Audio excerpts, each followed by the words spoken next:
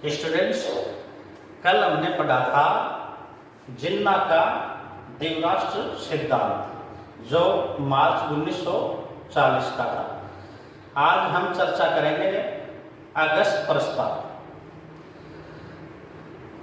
हमने देखा था लॉर्ड लिथगो ने बिना भारतीयों को पूछे दूसरे विश्व युद्ध में भारत को जर्मनी के विरुद्ध युद्ध राष्ट्र घोषित कर दिया था।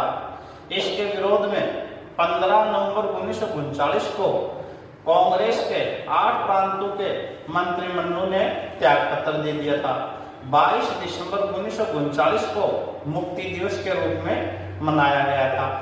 इस तरह से द्वितीय विश्व युद्ध में भारतीयों का सहयोग प्राप्त करने के लिए वायसराय लॉर्ड लिथगो ने 8 अगस्त 1940 को अगस्त प्रस्तावों की घोषणा की। कांग्रेस का सम्मेलन था रामगढ़ बिहार में। रामगढ़ बिहार में इस सम्मेलन में निर्णय लिया गया कि कांग्रेस ब्रिटिश सरकार को तभी सहयोग करेगी जब वह उन्हें आंतरिक मामलों में पूर्ण स्वायत्तता दे और मुख्य शर्त थी अंतरिम सरकार का गठन। अंतरिम सरकार का गठन। कांग्रेस ने रामगढ़ बिहार के 1940 के अपने सम्मेलन में यह मांग की कि भारत में अंतरिम सरकार का गठन किया जाए। लॉर्ड लिथगो ने अंतरिम सरकार की मांग को अस्वीकार कर दिया, परंतु भारतीयों का सहयोग प्राप्त करने के लिए और अगस्त प्रस्तावों की घोषणा की। अगस्त प्रस्ताव थे 8 अगस्त 1940 और ये किसने घोषित किए थे? Lord Lithgow. इनमें क्या कहा गया था? लॉर्ड लिथगो ने कहा भारत को अधिराज्य का दर्जा दे दिया जाएगा। अधिराज्य या डोमिनियन स्टेट का दर्जा दे दिया जाएगा। हम पढ़ चुके हैं, हमने नेहरू रिपोर्ट में 10 अगस्त 1928 को अधिराज्य की मांग की थी, परंतु दिसंबर 1929 के लाहौर अधिवेशन जिसकी अध्यक्षता पंडित जवाहरलाल नेहरू ने की थी, हमने अधिराज्य की मांग को अस्वीकार कर दिया था और हमने पूर्ण स्वतंत्रता की मांग की थी। तो एक बात को ध्यान रखना, हमने अधिराज्य की मांग की थी नेहरू रिपोर्ट में और ब्रिटिश सरकार पहली बार हमें अधिराज्य का दर्जा कब दे रही है? अगस्त प्रस्ताव में। इसको बिल्कुल नकार दिया गया। दूसरा, इसमें क्या किया गया था? युद्ध के बाद एक प्रतिनिधिमूलक संविधान निर्मात्री संस्था का गठन किया जाएगा। हाँ, इस पक्ष में यह जरूर था कि भारतीयों के द्वारा भारत का संविधान बनाया जाएगा।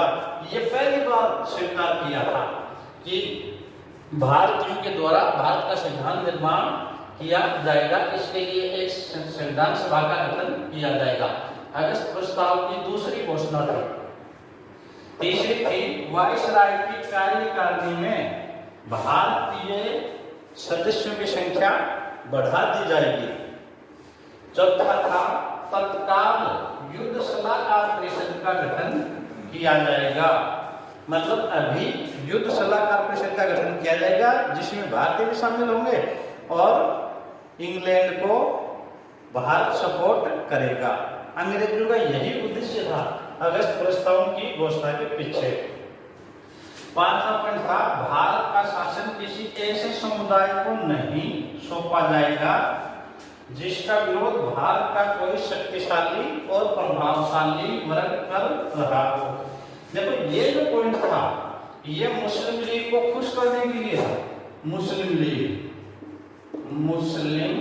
लीग और इस पॉइंट में स्पष्ट था यदि मुस्लिम लीग किसी मुस्लिम लीग को बिना पूछे महत्वपूर्ण समझौता नहीं किया जाएगा। मतलब मुस्लिम लीग को अप्रत्यक्ष रूप से बढ़ावा दे दिया गया। भारत का शासन किसी ऐसे समुदाय को नहीं सौंपा जाएगा जिसका विरोध भारत का कोई शक्तिशाली और प्रभावशाली वर्ग कर रहा हो।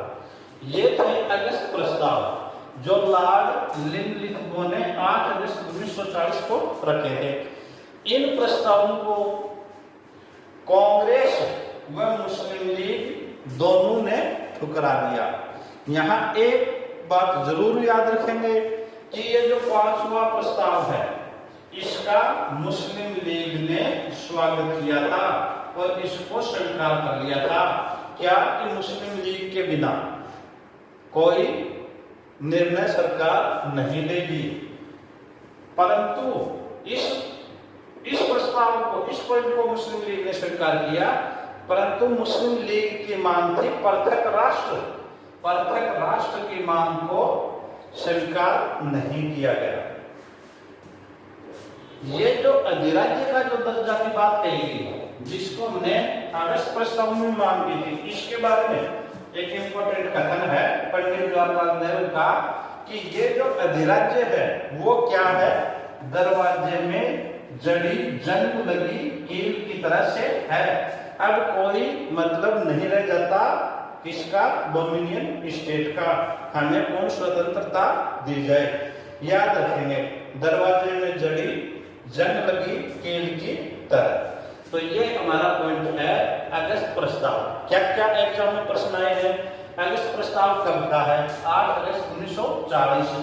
अगस्त प्रस्ताव किसने प्रस्तुत किए? लॉर्ड लिनलिथगो ने।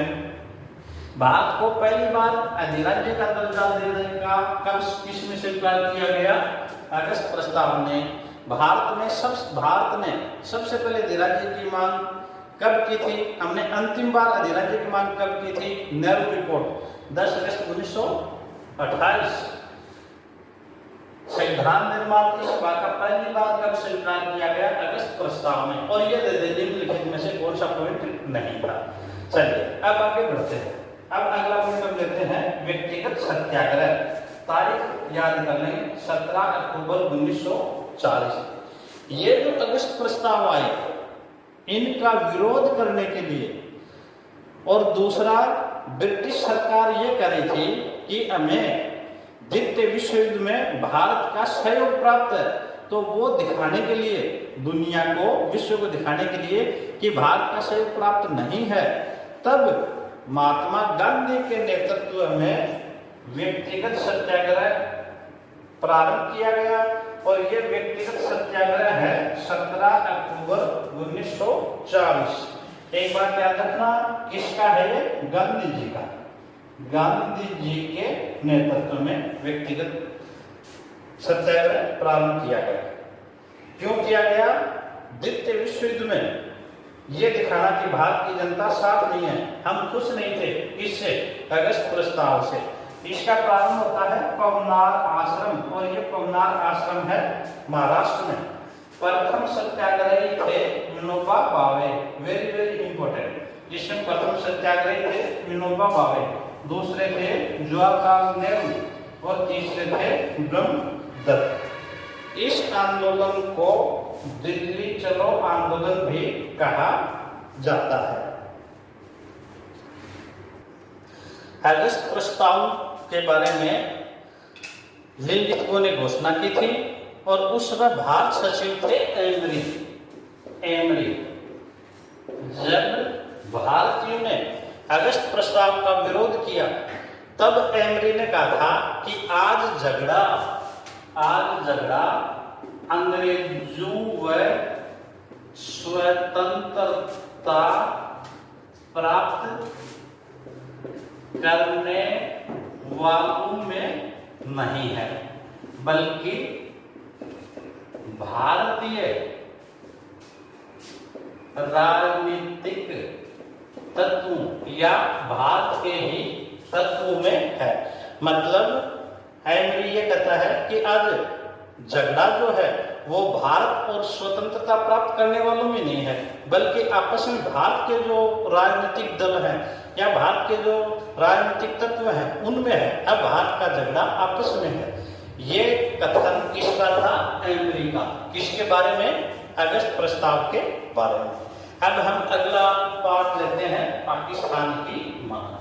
आप इसको ध्यान से सुनेंगे, पाकिस्तान की मांग को। यदि हम इसकी प्रारंभ से चर्चा करें तो सबसे पहले ब्रिटिश सरकार के द्वारा जो नीति अपनाई गई थी हिंदू और मुसलमानों के प्रति, मतलब भारत पर शासन जमाए रखने के लिए आपस में फूट डालो, शासन करो की नीति, और उसका ही अंतिम परिणाम क्या था?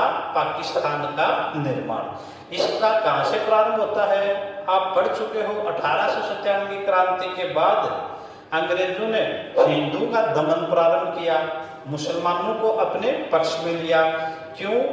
1857 की क्रांति का नेतृत्व बहादुर शाह जफर ने किया था, और अंग्रेजों ने जो साम्राज्य छीनना वो भी मुसलमानों से छीनना था। तो अंग्रेज मुसलमानों को अपना दुश्मन मानते थे और उनको ये था कि मुसलमान पुनः अपना शासन प्राप्त करना चाहते थे। ये नीति रही 1857 के बाद। परंतु 1870 में डब्ल्यू हेंटर की पुस्तक आई थी भारतीय मुसलमान, जिसमें स्पष्ट कहा गया था कि भारत में से अंग्रेजों को मुसलमान कभी भी बाहर नहीं निकाल सकते, चैलेंज नहीं कर सकते।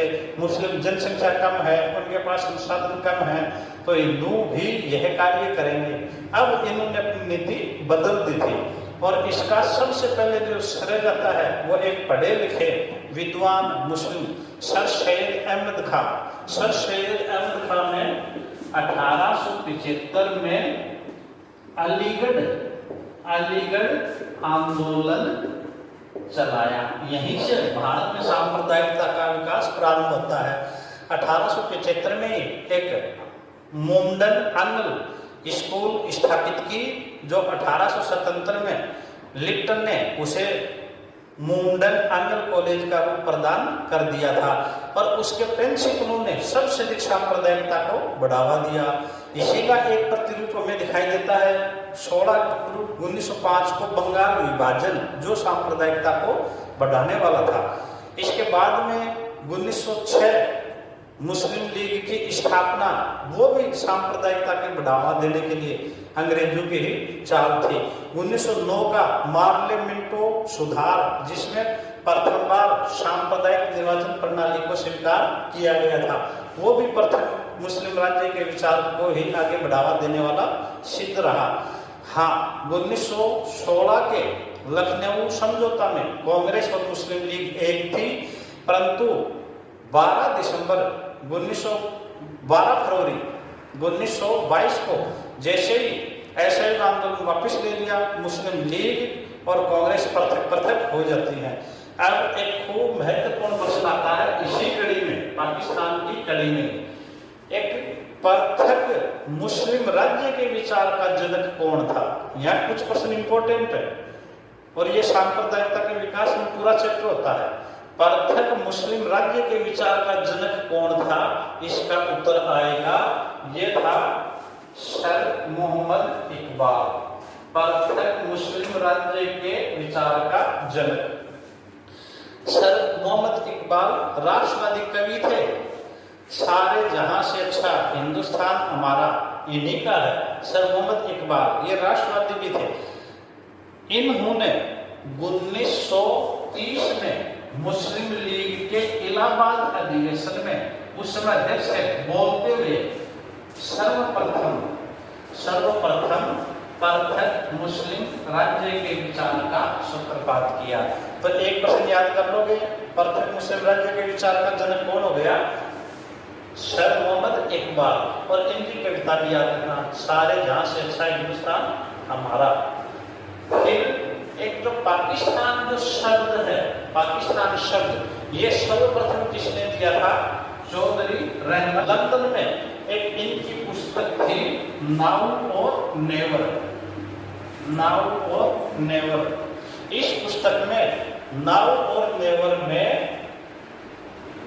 चौधरी रहमत अली ने मुस्लिम समस्या को हल करने के लिए 3 मुस्लिम राज्यों का विचार प्रस्तुत किया था। पहला था पाकिस्तान, दूसरा था बंग ए इस्लाम, बंग इस्लाम में था पूरा बंगाल एवं असम, और तीसरा था उस्मानिया जिसमें था हैदराबाद रियासत। अब यहाँ तो उन्होंने जो पाकिस्तान का विचार प्रस्तुत किया इसको सुनेंगे। पाकिस्तान देखो चौधरी रहमत अली क्या लिखते हैं,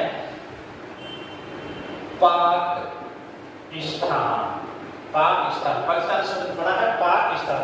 पाक का मतलब होता है पवित्र और स्थान का मतलब होता है रहने का स्थान। तो पाकिस्तान शब्द का अर्थ हो गया पवित्र लोगों का रहने का स्थान, वो क्या कहलाया पाकिस्तान। तो चौधरी रहमत अली ने पवित्र लोगों के रहने का स्थान वो नाम दिया है पाकिस्तान, जिसका शाब्दिक अर्थ है। साथ ही चौधरी रहमत अली ने अंग्रेजी के पाकिस्तान शब्द की व्याख्या की है। उन्होंने ये पाकिस्तान किस तरह से बनाया, पी से तो पंजाब प्रांत, भारत का पंजाब प्रांत मिल जाएगा, ए से अफगान प्रांत मिल जाएगा इस पाकिस्तान में, और के से बन जाएगा कश्मीर, एस से बन जाएगा सिंध। ये तो प्रारंभिक अक्षर लिए गए थे, और ये अंतिम लिया गया था बलूचिस्तान। तो चौधरी रहमत अली ने जो पाकिस्तान बनाया था उसमें क्या शामिल होना था, पंजाब, अफगान प्रांत, कश्मीर, सिंध और बलूचिस्तान। इस तरह से चौधरी रहमत अली प्रथम व्यक्ति थे जिन्होंने पाकिस्तान शब्द का प्रयोग किया, और अपनी ये पुस्तिका नाउ और नेवर मोहम्मद अली जिन्ना को भेंट की। जिन्ना बड़े खुश हुए, और उस समय तो नहीं थी 1933 में ये कॉन्सेप्ट इतना प्रसिद्ध नहीं हुआ था, परंतु आगे चल करके इस कॉन्सेप्ट पर काफी विचार किया गया। अब हम आगे लेते हैं अगली घटना। अब इसको दिमाग में रखना, पाकिस्तान किस तरह से हुआ, इसकी आगे की घटना हम साथ के साथ राष्ट्रीय आंदोलन में लेंगे, जैसे क्रिप्स मिशन, कैबिनेट मिशन, सिद्धि कार्यवाही दिवस, उन सबको वहां चर्चा करेंगे। अब अगला पाठ लेते हैं क्रिप्स प्रस्ताव। सुने, द्वितीय विश्व युद्ध में जापान जर्मनी के साथ आ गया था, जर्मनी, जापान, इटली। अब जापान एशिया में बढ़ रहा था। जापान की एशिया में बढ़ते हुए प्रभाव को देख करके ब्रिटेन पर अमेरिका, ऑस्ट्रेलिया व चीन ने दबाव डाला कि जापान को रोको, और इसके लिए भारतीयों का सहयोग बहुत आवश्यक है। तो भारतीयों का सहयोग प्राप्त करने के लिए अमेरिका, ऑस्ट्रेलिया व चीन के दबाव के कारण उस समय ब्रिटेन का प्रधानमंत्री था चर्चिल, और चर्चिल ने क्रिप्स प्रस्ताव, क्रिप्स एक कैबिनेट मिशन का सदस्य था, सर स्टैफोर्ड क्रिप्स, इनका पूरा नाम था सर स्टैफोर्ड क्रिप्स। इनको भारत में भेजा इस समस्या को हल करने के लिए। भारतीय नेताओं से विचार विमर्श किया, और इन्होंने क्या प्रस्ताव रखे। इनका पहला प्रस्ताव तो ये था कि एक भारतीय संघ का गठन किया जाएगा, जिसमें देशी रियासत और ब्रिटिश प्रांत शामिल होंगे, और इसे अधिराज्य का दर्जा दिया जाएगा। ये मांग इन्होंने 1940 के अगस्त प्रस्ताव में भी की थी, पर इसमें उससे अधिक स्वतंत्रता थी अधिराज्य में। हम चाहे तो राष्ट्रमंडल के सदस्य रहें या चाहे तो नहीं रहें। दूसरा इसमें किया गया, युद्ध के बाद संविधान सभा का गठन किया जाएगा और भारतीय लोगों के द्वारा किया जाएगा। स्पष्ट प्रावधान था इसमें। यहाँ ये जो पॉइंट है, युद्ध के बाद संविधान सभा का गठन किया जाएगा, इसका एक नेगेटिव पहलू था। क्या था कि ये जो संविधान बनेगा, इस संविधान को कोई भी ब्रिटिश प्रांत चाहे तो स्वीकार करे और चाहे नहीं स्वीकार करे। मतलब मुस्लिम लीग को स्पष्ट था कि आप चाहो तो इसको मानना और चाहो तो नहीं मानना, ब्रिटिश प्रांतों को। और दूसरा एक था, जो देशी रियासत हैं उनको भी ये कहा गया कि आप चाहो तो संविधान को मानो और चाहो तो संविधान को मत मानो। मतलब संविधान निर्माण का गठन किया गया पर 2 शर्तों पर किया गया था। तीसरा देखो, युद्ध सलाहकार समिति का गठन किया जाएगा। भारतीयों का सेवा प्राप्त करने के लिए तत्काल युद्ध सलाहकार समिति का गठन किया जाएगा। ये था इसमें क्रिप्स प्रस्ताव में। इसको मुस्लिम लीग ने भी अस्वीकार कर दिया, कांग्रेस ने भी अस्वीकार कर दिया। मुस्लिम लीग ने अस्वीकार क्यों किया? 2 कारण थे मुस्लिम लीग का। पहला कारण था इसमें जो संविधान सभा का गठन होना था उसमें पृथक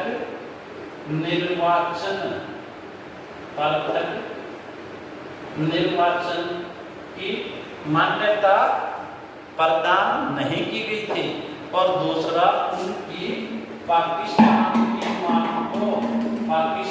की मांग को ठुकरा दिया गया था।